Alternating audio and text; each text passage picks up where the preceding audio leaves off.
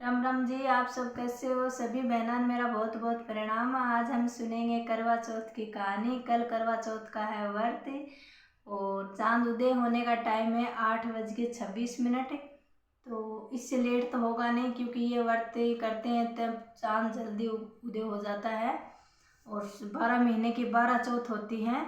तो कुछ महिलाएं 12 चौथ करती हैं, कुछ 8 करती हैं। वो अपनी श्रद्धा अनुसार कुछ 6 करती हैं, कुछ 4 करती हैं, कुछ तो 2 भी करती है। लेकिन 2 तो सबको ही करने चाहिए। ये अपने पति की लंबी आयु और अपने घर की सुख समृद्धि के लिए व्रत किया जाता है। इस व्रत के दिन सभी पतियों को अपनी पत्नी के लिए गिफ्ट लेना चाहिए, खाली हाथ बाहर से नहीं आना चाहिए, क्योंकि पत्नी भी उनके लिए ही व्रत रख रही है। हमारे डीके तो हर साल गिफ्ट लेके आते हैं। हमारा इस साल का गिफ्ट हम कल दिखाएंगे आपको, सरप्राइज है। और हर करवा चौथ के उपलक्ष्य में हमको गिफ्ट मिलता है, मेरे को तो मैं सभी भाइयों से निवेदन करूंगी कि वो भी अपनी पत्नियों को खुश रखे और गिफ्ट ज़रूर लेके आए। कल मैं सबसे पूछूंगी किस किस ने गिफ्ट लेके दिया है, किसने नहीं लेके दिया है। तो करवा चौथ की कहानी सुनो। एक साहूकार था, उसके 7 बेटे एक बेटी थी। तो वो बेटी और बेटों में बहुत ज़्यादा, भाई बहनों में बहुत ज़्यादा प्यार था। तो वो एक साथ खाना खाते थे। एक दिन जब वो ये चौथ माता का व्रत आया, तो उस दिन भाइयों ने बहन से कहा कि बहन आ जाओ खाना खा लो। तो बहन ने कहा कि भैया आज तो मेरा व्रत है, मैं नहीं खाऊंगी, जब चांद उदय होगा तभी मैं खाऊंगी, तो आप लोग खा लो। तो भाइयों से बहन का ये भूखापन देखा नहीं गया और ये भी सोचने लगे कि बहन खाना नहीं खाएगी तो हम कैसे खाएंगे। तो वो गांव से बाहर एक बड़ा पहाड़ डूंगर था, उस पे जाके दीपक जला दिया और आगे चलने लगा दी। चलने लगाने के बाद बहन से बोला कि भाई ये चांद उग गया, आप अर्घ दे लो, खाना खा लो। तो बहन ने अपने भाभीियों से कहा कि भाभीियों चांद उग गया। तो भाभीियों ने कहा कि भाई ये तो आपका ही है, हमारा तो अभी उदय होने में टाइम है। तो बहन ने चांद का अर्घ दिया और खाना खाने बैठ गई। तो पहला निवाड़ा लेते ही उसको छींक आ गई, दूसरा लेते ही उसके पहले दूसरे गासे में ही बाल आ गया, और तीसरा लेते ही उसके ससुराल से बुलावा आ गया कि भैया आपका पति बीमार है, आप जैसी भी हालत में है चलो। तो वो अपनी माँ से बोली। उसकी माँ ने पेटी खोली, बक्सा खोला और उसमें से कपड़े निकालने लगी बेटी को देने के लिए। तो उसमें सफ़ेद और काले ही कपड़े निकले। तो उसने ये देखकर उसकी माँ का ऐसे डर बढ़ गया उसके अंदर, और उसने सोचा कि कुछ तो गड़बड़ है। उसकी अपनी बेटी से कुछ नहीं कहा उसने, और कहा बेटी जाओ। उसकी बेटी ने कहा कि माँ ऐसा सब कुछ तो रहने दे, मुझे जाने दे। तो बोली बेटी तुम जाओ, लेकिन तुझे रास्ते में जो भी कोई मिले उन सब के तुम पैर छूती जाना, और तुझे बूढ़ सुहागन का जो भी आशीर्वाद दे उसी टाइम तो अपने पल्लू के गांठ लगा लेना।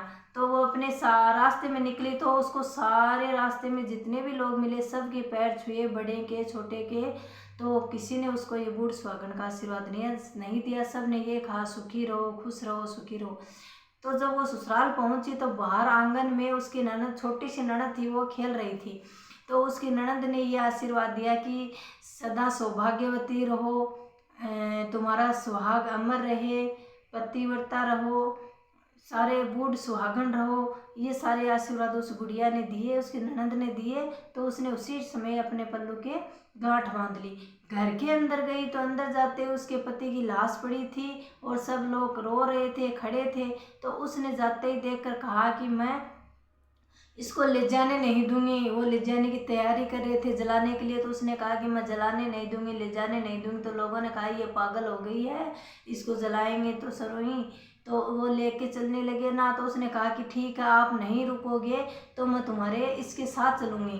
तो बोला ठीक है चलो चलो। जो उसको ले गए, ले शमशान घाट में लेकर जाने के बाद बैठे शमशान के अंदर, उसने बोला कि मैं जलाने नहीं दूंगी। तो वहाँ जाते ही लोगों ने कहा कि ये पागल हो गई है, ठीक है नहीं जलाने देती तो इन दोनों को यहीं छोड़ दो और उसके लिए एक यहाँ पर झोंपड़ी बना दो, उसमें रह लेगी।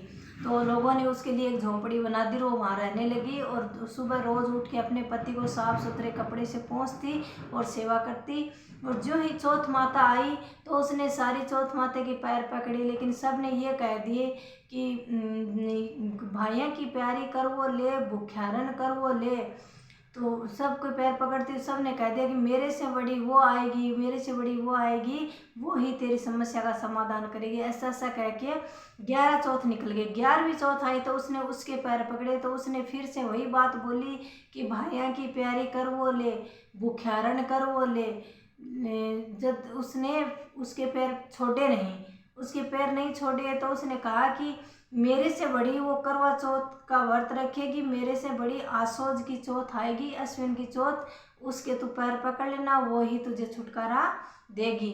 तब उसने 12वें महीने की चौथ आई, ये कार्तिक वाली, तो उसने अपनी ननद से कहा कि कल व्रत है, तो मेरे लिए 7 सुहागिन की चीज़ लेके आना और लाल साड़ी लेके आना। तो उसने आके अपनी माँ से कहा कि माँ, भाभी ने ये सब कुछ मंगाया। तो उसकी माँ ने कहा कि भाभी तो पागल हो गई है, अब इन चीज़ों से उसका क्या काम है।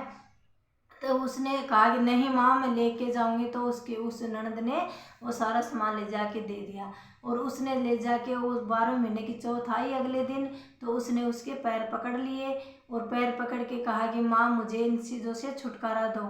तो उसने कहा कि नहीं, तू तो व्रत का अपमान किया है। तो उसने कहा माँ, जो भी हुआ, लेकिन मुझे, मेरी चौथ माता, मुझे छुटकारा दो।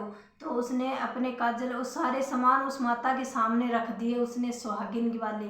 तो माता रानी ने उसके दुख से समझौता किया और कहा कि ठीक है, मैं तेरे को छुटकारा देती हूँ। तो उसने अपने काजल में से काजल निकाला, मेहंदी में से मेहंदी और मांग में से मांग निकाला और उसको छुटकारा दे दिया। उसका पति खड़ा हो गया, पति खड़ा हो गया। तब उसने कहा कि माँ, आपका बहुत बहुत धन्यवाद, सब मैं सबसे यही हेला फिराऊंगी कि भाई आप सब करवा चौथ का व्रत करना, कोई भी व्रत का अपमान मत करना, कोई भी बीच में खाना मत करना, विधि विधान से चांद उदय होने के बाद ही खाना खाना। तो चौथ माता जो ही चलने लगी, तो उसने उस झोंपड़ी को ठोकर मार दी। तो ठोकर मारते ही झोंपड़ी के जगह महल हो गया, महल हो गया। तब वो ननद 2 टाइम का खाना रोज लेके आती, उसी दिन भी लेके आई।